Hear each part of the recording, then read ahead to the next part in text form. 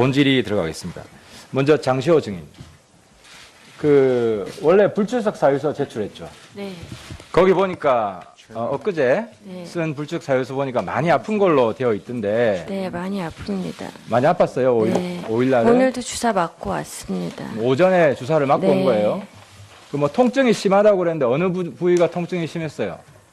아, 어깨 통증하고 지금 제가 이렇게 부인과 쪽으로 좀 많이 어깨하고 어디요? 부인과 쪽으로 좀 아픕니다. 예? 산부인과 쪽으로. 산부인과 네. 쪽으로. 어깨는 과거에 수술한 적 있어요? 네, 있습니다. 무슨 수술을 했어요? 잘 아실지 모르죠. 흉곽 출구 증후군이라고 6월에 수술했었습니다. 올 6월에 수술했어요? 네. 그러면 원래 오늘 오전에 병원에 가기로 했었던 거예요? 네, 진료 받고 왔습니다.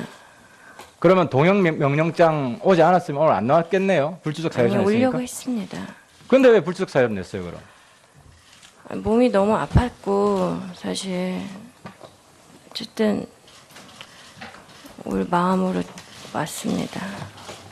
그래요. 앞으로 솔직해야 됩니다. 네, 알겠습니다. 불출석 사유서를 이렇게 함부로 내는 게 아니에요.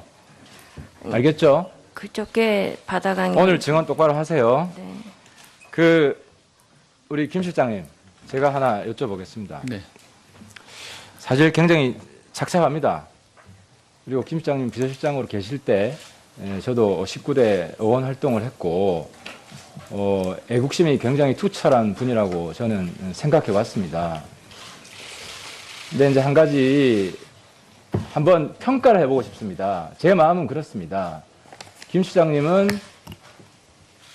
또 공안 쪽으로 활동을 하셨고 대한민국을 지켜오신 분 아닙니까?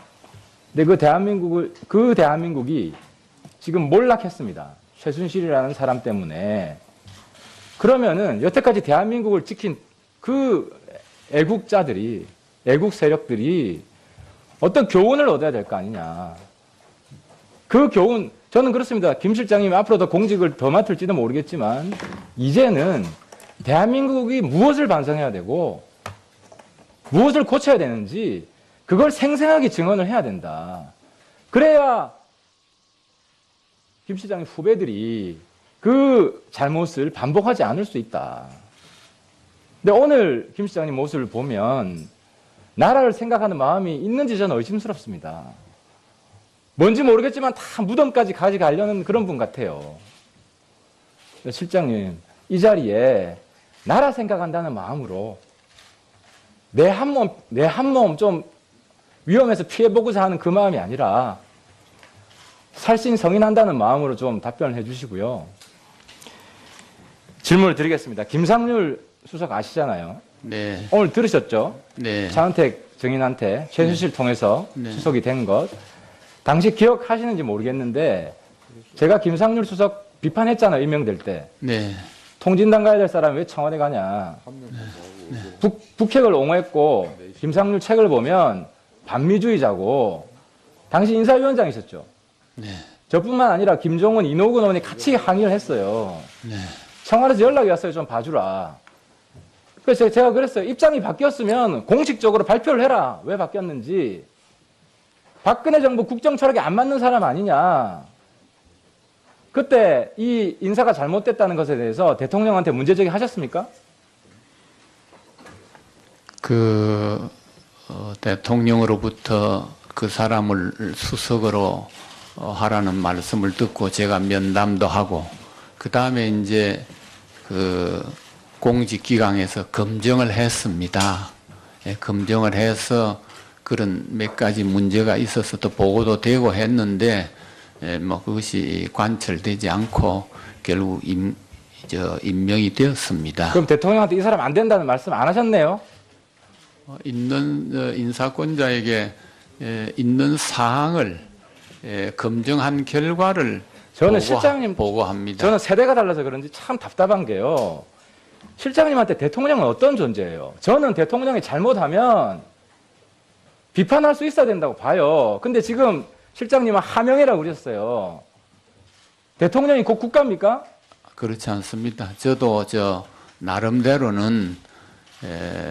의견을 말씀을 드리고 개진을 합니다만은 최종적 결정은 항상 인사권자가 하시기 때문에 그렇게 됐습니다. 당시 제가 볼 때 이게 간단한 문제가 아니었어요. 저도 웬만하면 그냥 넘어갔는데 집권 여당이니까 통진당 해산 심사 중이었어요.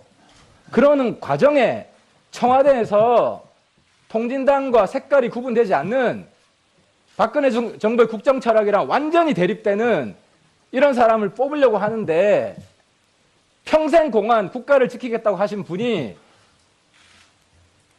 이런 것도 못 막았지 않습니까? 그건 죄송합니다만은 그 당시에 검정팀에서 또 본인을 불러다가 여러 가지 과거의 그 논문을 가지고 말하면 신문도 하고 확인도 하고 그랬습니다. 그럼 왜 공개적으로 발표를 못해요?